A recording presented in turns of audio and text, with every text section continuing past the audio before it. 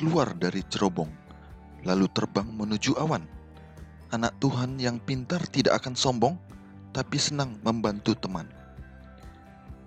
Gia, Shalom. Kita masuki renungan pagi dengan judul Kuasa Kemauan Hati. Karena Allah lah yang mengerjakan di dalam kamu baik kemauan maupun pekerjaan menurut kerelaannya. Filipi 2 ayat 13. Penebus dunia menerima manusia itu sebagaimana adanya dan dengan segala kekurangan mereka, ketidaksempurnaan mereka, kelemah lembutannya. Dan dia bukan saja membasuhkan dari dosa serta membayar tebusan melalui darahnya, tetapi juga akan memuaskan kerinduan hati semua orang yang mau menanggung menanggung bebannya. Maksudnya ialah memberikan pendamaian dan kesentosaan kepada semua orang yang datang kepadanya meminta roti hidup. Dia menuntut kita supaya hanya mengerjakan tanggung jawab yang akan menuntun langkah-langkah hati kita menuju kebahagiaan yang lebih tinggi yang tidak dapat diperoleh orang-orang durhaka. Kehidupan jiwa yang benar dan menggembirakan ialah dengan memiliki Kristus di dalam hati pengharapan kemuliaan itu. Banyak orang bertanya, bagaimana saya dapat memasrahkan diri sepenuhnya kepada Tuhan? Anda ingin memasrahkan dirimu kepada Allah, tetapi Anda lemah dalam kekuatan moral, dikungkung kekhawatiran, serta dikendalikan oleh kebiasaan-kebiasaan hidupmu yang penuh dosa. Janji-janji dan segala keputusan hatimu adalah bagaikan tali yang terbuat dari rumput. Anda tidak mampu menguasai angan-angan, dorongan-dorongan hati, dan keinginan-keinginanmu. Sadar akan janji-janji yang tidak dapat kau tepati, serta tekad yang hilang begitu saja melemahkan keyakinanmu di dalam ketulusan hatimu, menyebabkan Anda merasa bahwa Allah tidak dapat menerima Anda. Tetapi Anda tidak perlu putus asa. Apa yang perlu dipahami ialah kuasa kemauan yang sejati. Inilah kuasa yang memerintah dalam tabiat manusia, kuasa mengambil keputusan atau kuasa memilih. Segala sesuatu tergantung dari perbuatan kemauan yang benar. Kuasa untuk memilih Allah telah diberikan kepada manusia. Inilah yang harus digunakan oleh manusia. Anda tidak dapat mengubah hatimu dengan dirimu sendiri. Anda tidak dapat menyerahkan kepada Allah segala keinginan hati itu. Namun Anda dapat memilih untuk melayani Dia. Anda dapat menyerahkan kemauan kepadanya, lalu Dia akan bekerja di dalam dirimu dan mengerjakannya semua sesuai dengan keridhaannya. Dengan demikian, semua tabiatmu akan diarahkan kepada pimpinan Roh Kristus. Keinginan-keinginanmu akan dipusatkan padanya. Pikiran-pikiranmu akan sejalan dengan Dia. Kerinduan akan kebajikan dan kesucian memang baik adanya, tetapi jika Anda berhenti sampai di situ saja, tidak ada gunanya. Banyak orang yang hilang sementara berharap dan ingin menjadi orang Kristen. Mereka tidak sampai pada titik penyerahan kemauan kepada Allah. Mereka tidak memilih sekarang juga untuk menjadi orang Kristen. Dengan menggunakan kemauan secara benar, maka perubahan yang menyeluruh akan terjadi dalam kehidupanmu. Dengan menyerahkan segenap kemauanmu kepada kehendak Kristus, Anda menghubungkan diri dengan kuasa di atas segala kuasa dan penguasa. Anda akan mendapat kekuatan dari atas yang menjaga Anda tetap teguh, dan melalui penyerahan yang tetap kepada Tuhan Anda sanggup menghidupkan kehidupan yang baru, yaitu hidup di dalam iman. Kebahagiaan sejati halaman 53 dan 54. Kelahiran baru. Aku berkata kepadamu, sesungguhnya jika seorang tidak dilahirkan kembali, ia tidak dapat melihat kerajaan Allah. Yohanes 3 ayat 3. Pernyataan bahwa Kristus oleh kematiannya menghapuskan hukum Bapanya tidaklah beralasan. Seandainya hukum itu bisa diubah atau dikesampingkan, maka Kristus tidak perlu mati untuk menyelamatkan manusia dari hukuman dosa. Kematian Kristus yang sama sekali tidak menghapuskan hukum itu, membuktikan bahwa hukum itu tidak bisa diubah. Hukum Allah dari sifatnya sendiri tidak dapat diubah.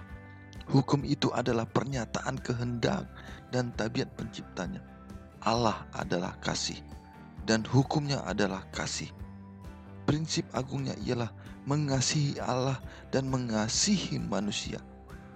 Kasih adalah kegenapan hukum Taurat. Roma 13 ayat 10. Tabiat Allah ialah kebenaran.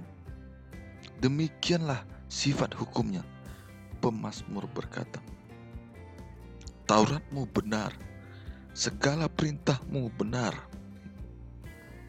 Mazmur 119 ayat 142 dan 172. Dan Rasul Paulus menyatakan, jadi hukum Taurat adalah kudus dan perintah itu juga adalah kudus, benar dan baik. Roma 7 ayat 12. Hukum seperti itu yang menjadi penyataan pikiran dan kehendak Allah sudah tentu sekekal penciptanya. Pertobatan dan penyucianlah yang mendamaikan manusia kepada Allah oleh membawa manusia itu selaras dengan hukumnya. Pada mulanya manusia diciptakan menurut peta Allah.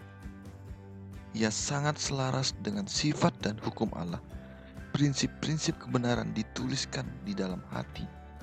Tetapi dosa memisahkan dia dari penciptanya. Ia tidak lagi memancarkan peta ilahi. Hatinya berperang dengan prinsip-prinsip hukum Allah. Sebab keinginan daging adalah perseteruan terhadap Allah. Karena ia tidak takluk kepada hukum Allah. Hal ini memang tidak mungkin baginya. Roma 8 ayat 7. Tetapi karena begitu besar kasih Allah akan dunia ini, sehingga ia telah mengaruniakan anaknya yang tunggal agar manusia boleh diperdamaikan dengan Allah. Melalui jasa-jasa Kristus saja, manusia itu bisa kembali selaras dengan penciptanya. Hatinya harus diperbaharui oleh rahmat ilahi. Ia harus mempunyai hidup baru dari atas. Perubahan ini adalah kelahiran baru. Tanpa itu, kata Yesus, ia tidak bisa melihat kerajaan Allah. Langkah pertama dalam pendamaian kepada Allah ialah pengakuan dosa. Dosa ialah pelanggaran hukum Allah. Oleh hukum Taurat, orang mengenal dosa. 1 Yohanes 3 ayat 4, Roma 3 ayat 20. Agar dapat melihat dosanya, orang berdosa itu harus menguji tabiatnya dengan standar kebenaran Allah. Standar kebenaran itu adalah cermin yang menunjukkan penyempurnaan tabiat kebenaran dan yang menyanggupkannya untuk melihat cacat pada dirinya. Alfa dan Omega, jilid 8, halaman 488 dan 489. Percaya apa yang Tuhan katakan. Jangan takut, percaya saja. Matius 5 ayat 36. Anda tidak dapat menghapuskan dosa-dosa masa lalumu. Anda tidak dapat mengubah hatimu dan menyucikan dirimu sendiri. Tetapi Allah berjanji melakukan semua ini bagi Anda melalui Kristus. Anda mempercayai janji itu. Anda mengakui dosa-dosa serta menyerahkan diri kepada Allah. Anda mau melayani Dia. Hanya dengan melakukan hal seperti ini, Allah dapat memenuhi firman-Nya padamu. Jika Anda percaya pada janji itu, percaya bahwa Anda sudah diampuni dan disucikan. Allah mewujudkannya dan Anda akan disempurnakan sebagaimana Kristus telah memberi kemampuan berjalan bagi orang yang lumpuh itu ketika dia percaya bahwa dia sudah disembuhkan.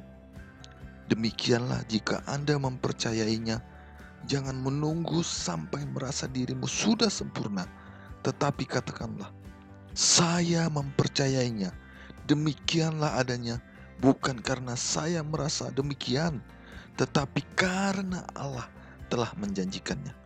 Kebahagiaan sejati halaman 59. Hukum itu menunjukkan kepada manusia dosa-dosanya, tetapi tidak menyediakan obatnya. Sementara hukum itu menjanjikan hidup kepada yang menurut, ia menyatakan kematian menjadi bagian pelanggar. Hanya Injil Kristus saja yang dapat membebaskan dari hukuman dan pencemaran dosa. Ia harus menunjukkan penyesalan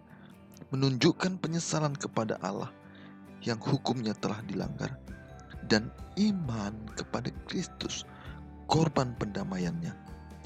Dengan demikian, ia memperoleh pengampunan dosa yang terjadi dulu dan menjadi ikut mengambil bagian dalam sifat ilahi.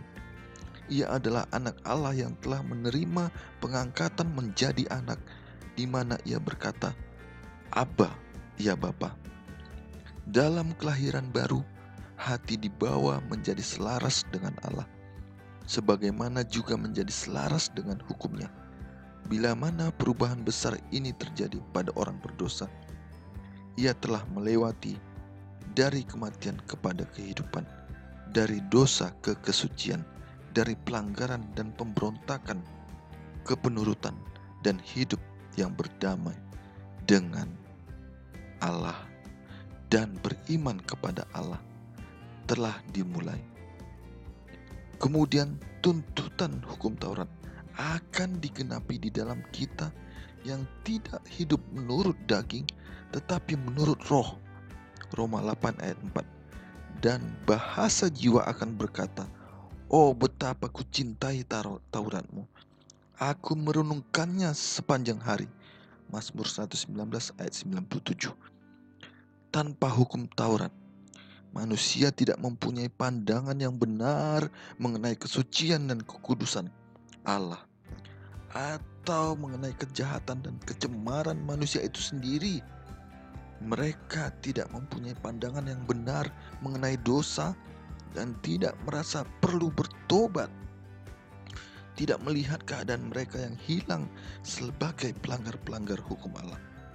Mereka tidak menyadari kebutuhan mereka akan darah pendamaian Kristus. Pengharapan keselamatan diterima tanpa perubahan hati yang drastis atau pembaruan hidup. Demikianlah pertobatan dangkal merajalela, dan orang-orang banyak bergabung dengan gereja yang sebenarnya tidak pernah bersatu dengan Kristus.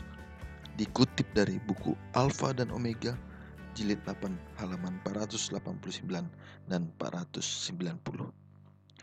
Tim sepak bola beradu sengit, penonton bersorak tiada ragu, gapailah mimpi setinggi langit, ayah dan ibumu mendukung selalu. Sekian renungan pagi kita. Poka-poka. Horas.